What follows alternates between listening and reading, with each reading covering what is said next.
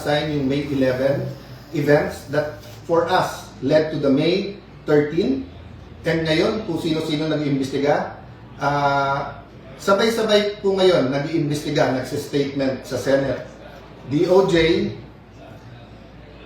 NBI, CIDG, may PNP, may CIDG, hiwalay pa sa spokesperson ng PNP, meron pang so Ombudsman, NBI, DOJ, PNP, CIDG, DILG. Agad-agad pumayag kami sa joint with the DILG at PNP, but at one point, sila na lang.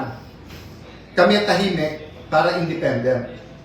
Pero kung ano na narinig kong statement, katulad nung sa CIDG na imbestigahan daw si Robin at kami dun sa pagtakas ni Senator Bato.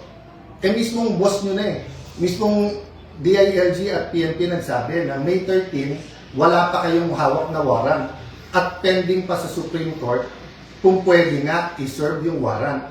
So paano naging pagtakas yon at paano naging krimen na tulungan siyang makalabas? So kung iimbestigahan nyo ang buong Senate at majority, kailangan yung imbestigahan ng Chief PNP at SILG. Kasi sila mismo nagsabi, wala namang warrant na isa-serve. So, you know, it's getting crazy.